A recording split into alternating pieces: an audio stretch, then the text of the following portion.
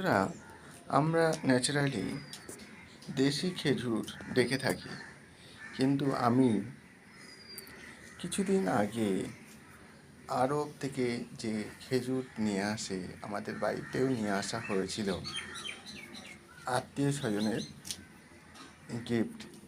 তো সেই খেজুর থেকে আমি কয়েকটা দানা মাটিতে পুঁতেছিলাম, তার থেকে একটা গাছ বেরিয়েছে। দেখুন, আরবের খেজুরের চারা কত বড় হয়েছে। এই জন্য আমি একটা পাত্রে টবে আমি এই গাছটাকে বসিয়েছি, যেটা কিনা আরবের খেজুরের জাত। তো কিছুদিন পরেই দেখা যাবে এটা কত সুন্দর হয়। আপনারা যদি মনে করেন এইরকম আপনারা নিজেরাও বাড়িতে শখ মেটানোর জন্য দুটো চারটে গাছ অবশ্যই করতে পারেন। তো ভালো লাগলে অবশ্যই সাবস্ক্রাইব করুন, লাইক করুন এবং শেয়ার করুন।